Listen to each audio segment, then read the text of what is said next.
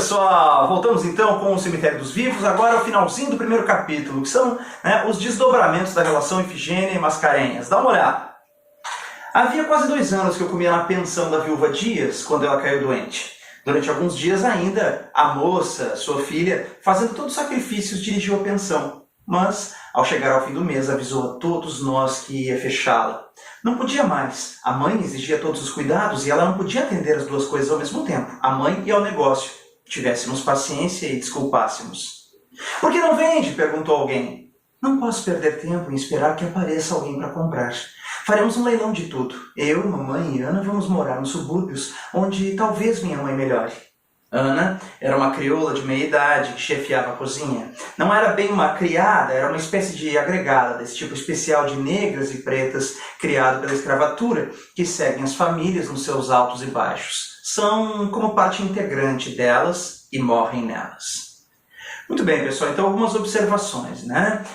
Um dia a Ifigênia chega com a triste notícia de que teria de fechar a pensão. A mãe estava doente, ela não conseguia mais cuidar da mãe e da pensão ao mesmo tempo e teria de fechar, então, o negócio, certo?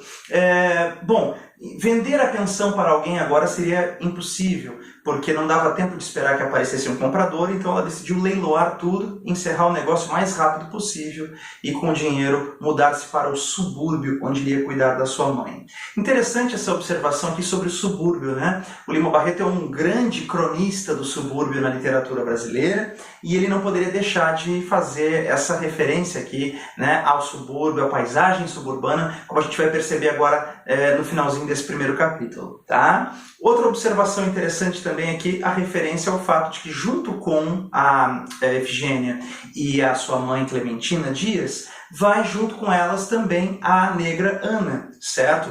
Que era uma agregada da família. Aqui coloca-se, né, essa ideia de que essa mulher não era bem uma criada, mas uma espécie de agregada desse tipo especial de negras e pretas criado pela escravatura. Ou seja, o último parágrafo do trecho demonstra, né, a permanência, né, de certas relações oriundas da época da escravidão. É muito parecido, né? Quer dizer, mesmo com, né, o final oficial da escravidão, parece que alguns laços, né, algumas relações que ainda são características daquela época persistem, né, na sociedade brasileira, mesmo com o encerramento formal da escravidão. Tá? Então é isso. Bom, a gente passa para um próximo trechinho aqui então, olha só. "Reparei que quando Ifigênia respondeu daquela forma, olhou para mim com menos afinco do que lhe era habitual e que seu olhar, sempre enxuto e polido, tinha alguma névoa úmida, uma angustiosa expressão de dor de quem não sabe ou não quer chorar.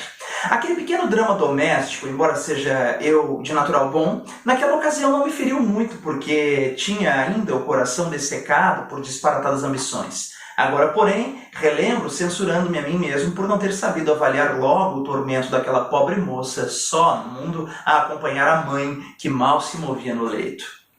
Acabada a pensão, deixei de saber notícias delas durante 3 ou 4 meses. Já me passavam mesmo da lembrança e iam ficando no rol das fracas impressões da vida quando, com espanto, recebo um bilhete de Ifigênia pedindo-me que fosse vê-las numa estação dos subúrbios. Minha mãe, dizia-me ela, tem melhorado, mas mesmo assim, e assim por isso mesmo, talvez, pede que o senhor venha até cá em atenção a ela." Olha só, esse trecho aqui é muito curioso, né? Porque a Ifigênia comunica que vai fechar a pensão. O Mascarenhas não reage de modo algum. Ela parece tentar engolir o choro, disfarçar o choro, mas olha diretamente para ele quando dá o recado de que vai fechar a pensão. E ele não esboça nenhum tipo de reação, de solidariedade, nada.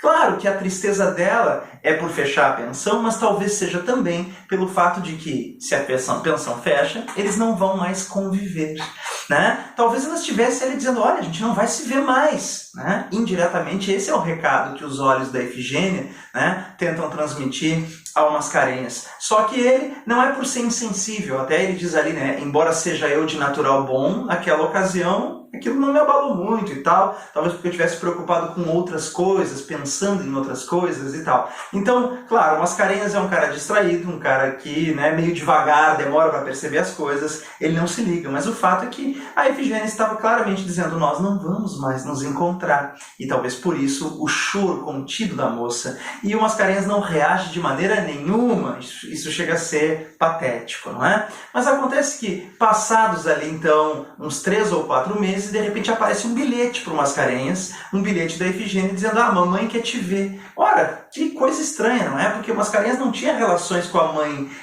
de Efigênia, certo? Por que a mãe da Efigênia quer ver Mascarenhas? O Mascarenhas chega até a cogitar que fosse algum tipo de necessidade especial, que tivessem precisando de dinheiro, de ajuda e não tivessem a quem pedir, então a moça teria tentado recorrer a ele, né? Ora, isso é uma grande bobagem, porque afinal de contas era óbvio que o Mascarenhas não teria recursos para ajudá-las, certo? O Mascarenhas fica pensando, o que será que querem comigo? Será dinheiro? Bom, para mim será muito triste dizer que não tenho, mas vou lá ver o que posso fazer para ajudá-las. Então ele vai até o subúrbio, e esse é um trecho interessante do livro em que o Lima Barreto aproveita para descrever a viagem de trem até o subúrbio, descrever a paisagem do subúrbio, as casinhas do subúrbio, tá certo? Mas enfim, o Mascarenhas finalmente chega até a casa, e lá chegando, vejam só, descansei o chapéu na sala de visitas e logo Efigênia me disse, venha ver mamãe. Perguntando-lhe se ia melhor, ela me disse lentamente, sim, vou melhor, doutor, mas vivemos tão sós.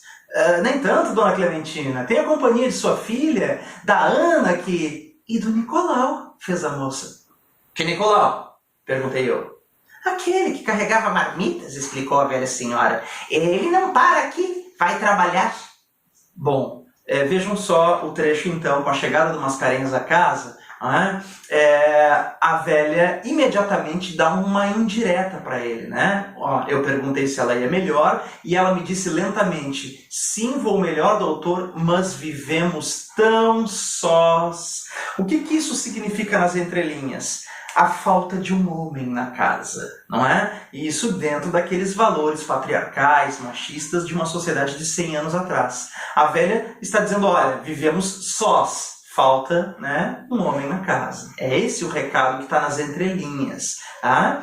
Só que aí o Mascarenhas, como já dissemos, é um cara um pouco devagar e ele diz assim, nem tanto, dona Clementina, tem a sua filha, tem a Ana. E aí então a moça Efigênia diz, tem o Nicolau também. Claro, tentando provavelmente botar um ciúminho aqui na história, tentando fazer ciúmes, ela diz, e tem o Nicolau. E aí o Mascarenhas imediatamente diz, que Nicolau? Quem é esse tal de Nicolau? E aí então a velha explica, não, Nicolau era aquele que carregava marmitas, ajudava a gente com as marmitas na pensão. Então olha só, era alguém que trabalhava junto com elas na época da pensão, continuou a ajudá-las, tá certo? Pois bem, vejamos o seguinte trecho. Efigênia chamou-me. Venha cá, doutor Mascarenhas, mamãe quer descansar. Quando íamos saindo, a velha chamou. Efigênia, endireita-me na cama. Logo que se viu em posição, disse-me, meu filho, que suplício. Tenho que a toda hora e todo instante incomodar os outros. Esta parada não me incomoda tanto, mas ter que aborrecer a todos. E eu só tenho essa filha, coitada. Sossegou um pouco e continuou. O que me aborrece também, doutor, é deixá-la só por aí. Se ao menos ela... Mamãe, sossega, vamos falar em outra coisa. Observou-lhe com alguma rispidez a filha. Eu e Ana não dizíamos nada, nós ambos adivinhávamos que naquele diálogo entre mãe e filha sairia alguma coisa que interessava o destino. Não, fez a velha com teimosia. Disseste que falavas, que confessavas? É a tua mãe que te pede. Diz a verdade, minha filha. Mas mãe... Atenção para o trecho, esse trecho é muito interessante, olha só. A Efigênia ia chamar o Mascarenhas para eles conversarem e tal, só que aí a velha diz assim, minha filha, me arruma aqui. Meu filho, que horror. Mas olha, não sofro tanto por mim, mas pela minha filha, coitada, né? Sozinha no mundo, se ao menos ela... Ora, complete, né, a linha pontilhada. Se ao menos ela casasse. Não é? Mais uma indireta da velha, ela já está quase sendo direta, né? A dona Clementina, então, deixa de ser, né, muito sutil e passa a ser cada vez mais clara no recado. Se ao menos a minha filha casasse. É isso que está nas entrelinhas ali, tá bom? Mas enfim, ainda por cima a velha diz assim, minha filha, tu disseste que ia falar, não falou nada, então eu vou falar. E aí a garota começa a se desesperar, diz, não mãe, fica quieta. Seguindo, olha só. Vocês devem se entender para o meu sossego. Vão para a sala conversar enquanto eu descanso um pouco? Ana, acende as lâmpadas. Não havia meio de eu atinar com o sentido de tudo aquilo. Estava no ar e me parecia ao mesmo tempo estar entre doidos. A viúva ainda ordenou. Vão! Obedeceu o convite de Efigênia. Venha para a sala, seu Mascarenhas. Observações importantes aqui. A velha foi bem direta agora, né? Vocês devem se entender para o meu sossego. E o Mascarenhas, ele é tão retardado que ele diz assim... Não havia meio de eu atinar com o sentido de tudo aquilo. Ele ainda não entendeu o que a velha já está dizendo de maneira muito clara. Vocês devem se entender para o meu sossego. Então, outra coisa que chama atenção é o finalzinho do trecho. Venha para a sala, seu Mascarenhas. Lembra que eu te falei da questão da mudança de tratamento? Pois é, antes era doutor Mascarenhas, depois somente doutor, agora é seu Mascarenhas. Venha para a sala, seu Mascarenhas. Seguindo... Notei a mudança de tratamento e seguia. Sentou-se, ela em uma cadeira e eu também. A porta do quarto estava fechada. A preta Ana ficara do lado de dentro. Claro, né? O casal não pode ficar sozinho naquela época. Ficamos uns instantes calados. A fisionomia de Efigênia era de opressão, vergonha, angústia. Parecia sofrer por não poder chorar. Já tinha percebido nela essa dificuldade para o pranto. Não dizia nada. Ao fim de instantes ousei. Mas o que há, dona Efigênia? O que há? Sim, o que há? Sim. Depois, como se tomasse coragem e alento, falou de um só hausto. O senhor não me tomará mal, não é? Eu me perturbava, mas respondi com firmeza. Não há motivo? Fale, minha senhora. Seja franca. Ela acalmou-se, olhou com sua firmeza habitual de olhar e perguntou-me naturalmente. Eu amo o seu Mascarenhas. O senhor quer casar comigo? Esperava tudo menos uma pergunta dessas. Vi logo as desvantagens do casamento, ficaria preso, não poderia com liberdade executar meu plano de vida, fugiria ao meu destino, tudo pelo dever em que estava de amparar minha mulher e a prole futura. Tudo isso me passou num segundo pelo pensamento e eu só pude responder com uma exclamação. Eu? Sim, você, Mascarenhas. Observações aqui sobre esse trecho. Primeiro que o Mascarenhas ele é tão devagar que ela vai dizendo, bom, é que...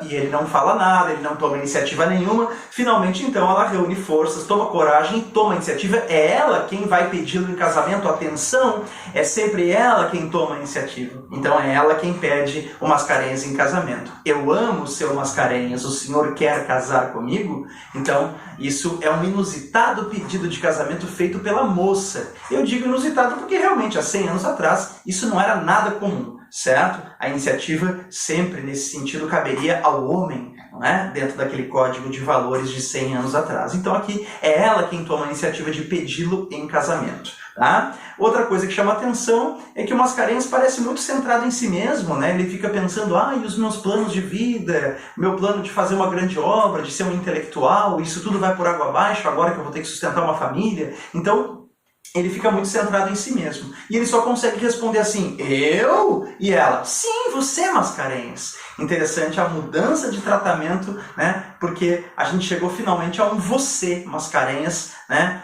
Denotando total informalidade, total aproximação aqui. Você, Mascarenhas. Seguindo, pessoal, olha só. Ela percebia bem o meu caráter, o meu natural hesitante, a minha disposição de inclinar-me sempre para o lado simpático. Ela já me governava, eu tremia. Quer dizer, ela sabia que eu não ia dizer não para ela, sabia que ela já podia me controlar nesse sentido, ela já me governava, né? Eu jamais iria dizer não. Olha só, mas minha senhora, animei-me, sou apanhado assim de sopetão, a senhora não me conhece bem, eu sou cheio de defeitos, de caprichos, não vá se arrepender. Não sei como cheguei até aí. Fosse arrastado pela fatalidade da palavra, ou determinado por outra qualquer força, o certo é que pronunciei aquele meio consinto. Não vá se arrepender. É interessante, né? Porque o não vá se arrepender é como se fosse aceito.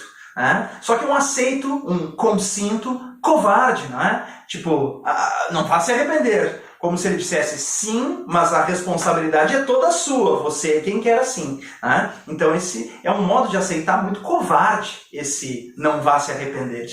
Parece-me que tinha falado mais alto, a ponto de Dona Clementina ouvir lá de dentro do quarto e dizer que eu escutei: "Também eu quero, doutor!" Vocês vejam a ingenuidade do Mascarenhas, né?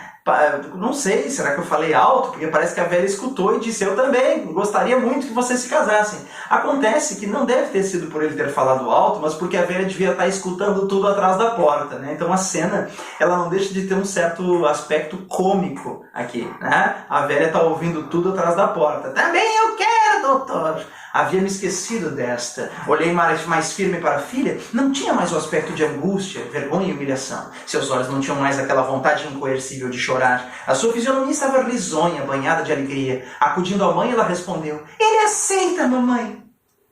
Não a desmenti, fomos até a borda da cama de Dona Clementina. A custo apertou-me a mão, eu a beijei, depois ela me disse: "Abracem-se, meus filhos, como estou satisfeita." Deu um suspiro muito longo e nós nos abraçamos. A Ana chorava, e eu também, mas eu me sentia feliz.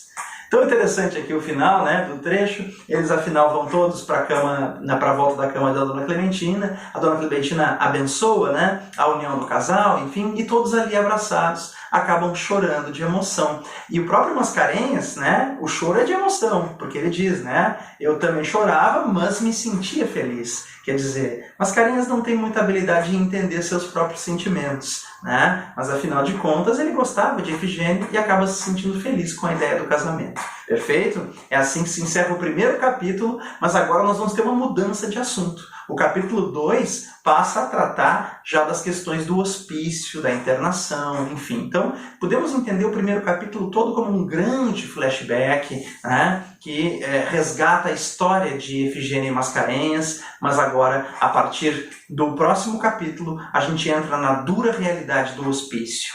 Valeu, gente? A gente volta a se encontrar no próximo vídeo, então.